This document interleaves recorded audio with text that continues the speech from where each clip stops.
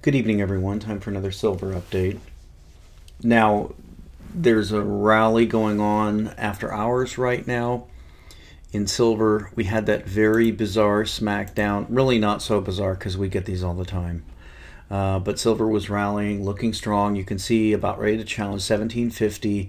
And then around that 1730 mark, 3 a.m., boom, they crashed it. Now, what's interesting about this is it was on very little volume. Then they followed through in the morning of the same day, and when it opened here in the U.S., they cracked it again. This move, we're talking about a buck, really, because we're talking 1730 down to 1625, 1630. So they took $1 off of it. Now, again, that was on very little volume. You can see when we pull out and look at the comparison, there's just nothing compared to the recent volume that we've had in this area here with the initial bottoming process, and then in this area here with the challenge of the rally and the fallback. But really, this stuff that's come in since then is just tiny stuff. Again, those are new months, and we don't know how accurate the reporting is. So in the long-term picture, this is a setback. It's starting to look to have that rounding down look to it. You can see a kind of rounding down effect. That definitely was a very large technical damage that they did to the market right there. So we know it's manipulated. There's no question about it. We're going to look into some of the facts about the fundamentals and facts about some interesting statistics brought out in the latest Ted Butler. So let's go to that because that's very, very interesting observation by Ted Butler. So he's going to look here into the HFT controversy and the algos and how those impact the silver market and the other markets, and why silver is so manipulated relative to the other. So let's read a little bit about this. A remarkable new paper by a Cornell law professor and CFTC staff counsel suggests that many aspects of high-frequency computer trading, HFT, may be in fact illegal under various provisions of basic commodity law. Heretofore, it was generally assumed that HFT was legal but disabused and impacted markets in disruptive manner on occasion. Many, like myself, never looked on HFT favorably, but few have tried to make the legal case against it. The author, Greg Scopino, writes in his personal capacity and not on behalf of the CFTC. Not a short or easy read at 90 pages. I feel Scopino makes a well-researched case and even often answers to questions asked of me by readers, such as definitions for commodity terms and the like. Please take the time to scan the document.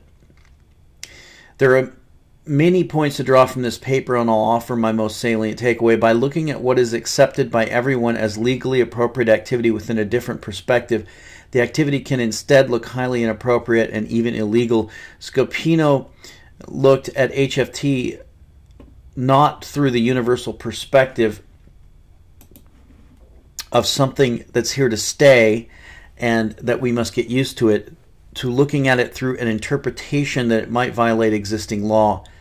His conclusion appears to be that much of HFT is not properly aligned with existing commodity law. Not being a lawyer, I can only agree with him by what I've observed firsthand and about the disruptive and manipulative effect of HFT. Not explicitly stated in the paper is my suggestion that only the 1% of the market participants actively engaged in HFT seem to be for it, while 99% of the market participants not engaged in HFT wish it didn't exist.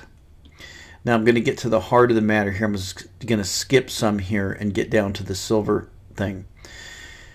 First things first, does a monopoly exist on the short side of COMEX silver? There would be no question of monopoly if 1 to 8 traders controlled 100% of one side of any market. Then it would be easy to prove manipulation, as it would be self-evident. Conversely, if no one trader held more than 1% of any market, it would be absurd to allege manipulation by means of a dominant concentrated position. So we know that the range of domination or concentration lies between 1 and 100% of market share. because no one could argue that 100% concentration by one or a small number of traders would not constitute manipulation on its face. It would never be allowed to exist despite any intent by the CFTC to ignore such an absurd market share. Therefore, the definition of domination or monopoly given above presupposes that some level less than 100% could determine manipulation. Otherwise, no anti-manipulation statute would make any sense. Therefore, the question comes down to what degree of concentration openly stipulated to be less than 100% would constitute manipulation. The answer is not some specific hard number written in stone like 30 or 70%, etc. And I'm going to skip down here. The CFTC doesn't publish concentration data just to give me something to write about. The system was set up to detect and eliminate the concentration that is a necessary component of domination, control, and monopoly. What should the CFTC do with the concentration data in silver? At a minimum, it should consider its own data in relative and practical terms. The trick is to convert the concentrated short positions published by the CFTC into the equivalent real-world quantities of the short positions represent, and do that for every regulated physical commodity, including COMEX silver. Okay, so what he's talking about here is he's talking about taking the size of the short positions. Primarily, he's talking about the largest traders, the 4 and 8 largest traders in all the commodities, and then compare the size of that position to the size of the commodity itself. In other words, the yearly world production. Or in this case, we're talking about days of world production, how long it would take to cover those short contracts. We'll see this in the chart in a second. After all, commodity law has established that a commodity's price should be determined by changes in actual supply and demand, and that a futures trade must not dictate prices to the real world. Every physical commodity, from oil to cotton to copper to silver, has easy to establish world annual production and consumption data. Okay, so we know that commodities law, the spirit behind commodities law, whether or not the fact of it or how it's enforced does so, we know that the spirit of the law is that the futures market should never, the tail should never wag the dog. The futures markets, the paper markets, should not determine price. The physical commodity should be the determinant of price, but the paper market should be a hedging opportunity for those who need to hedge the physical market. So the paper market should always follow the physical market. That's the essence of commodity regulation.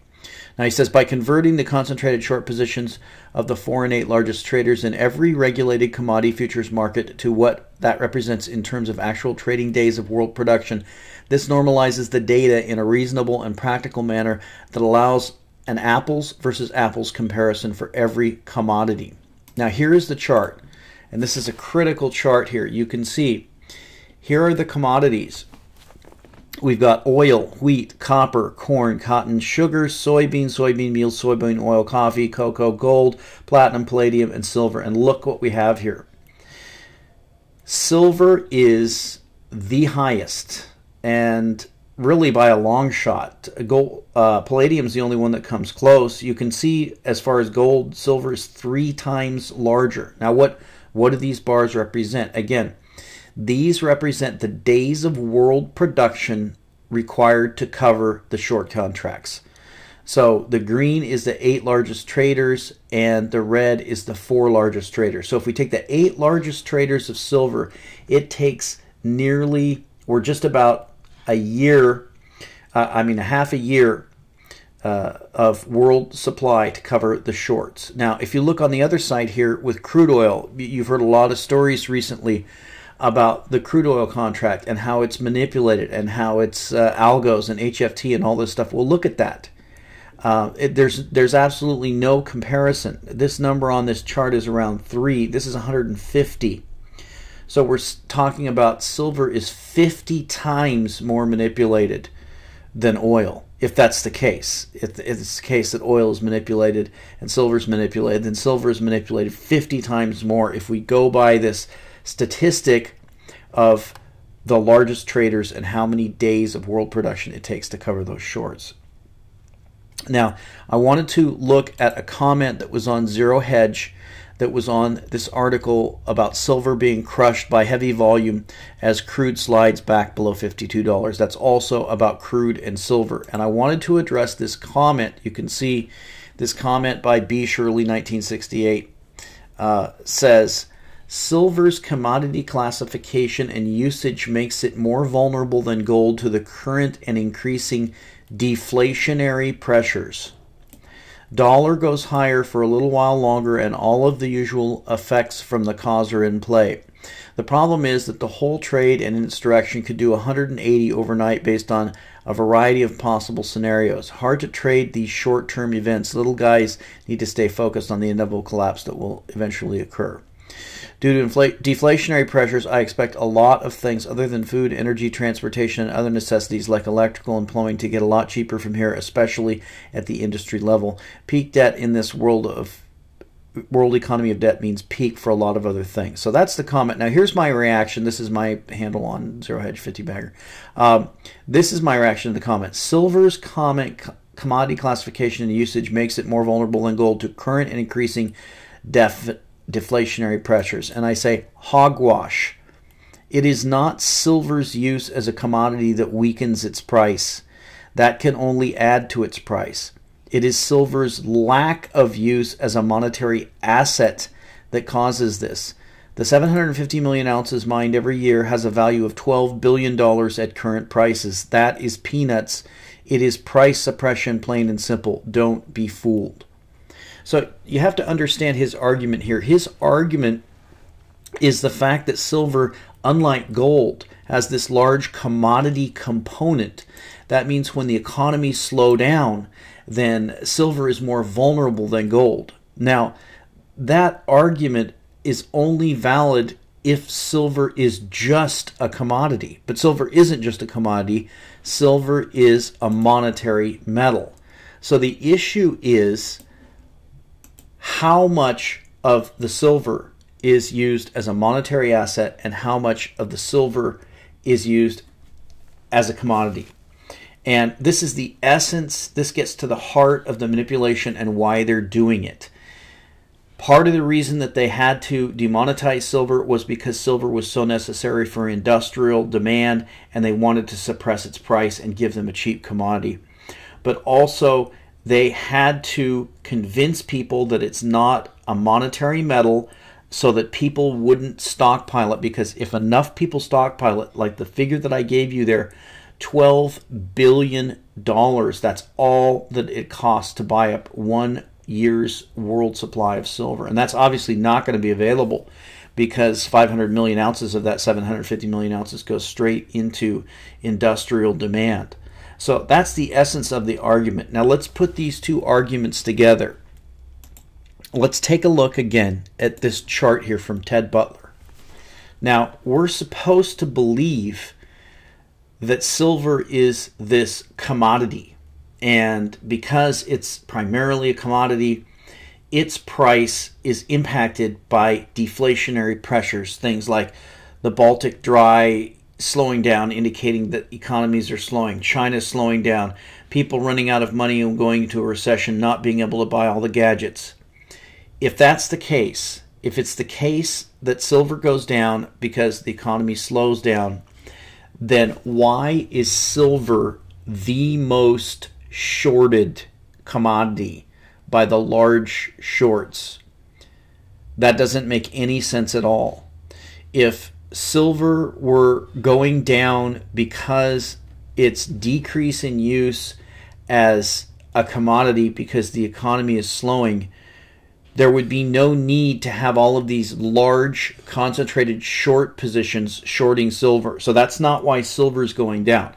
Silver is going down because of these concentrated shorts. They are shorting it using paper contracts, using high frequency trading, using high leverage, a large amount of debt, and fake silver to suppress its price. It has nothing to do with the fact that the economy is slowing down. If the economy were slowing down, the number of silver contracts outstanding would be decreasing and slowing down, and you'd see all these other things slowing down. That's clearly not happening. So what we have is, as Ted Butler has proven, a large, concentrated number of short positions that are larger in silver than any other commodity, that are 3 times larger than gold and 50 times larger than oil.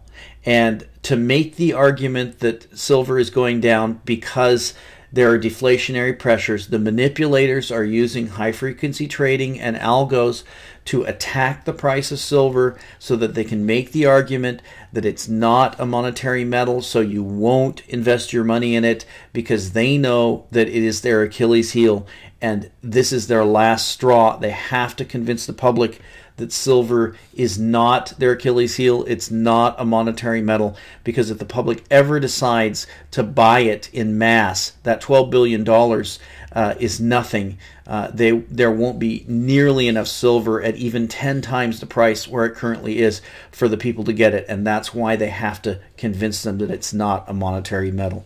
And we'll talk to you next time.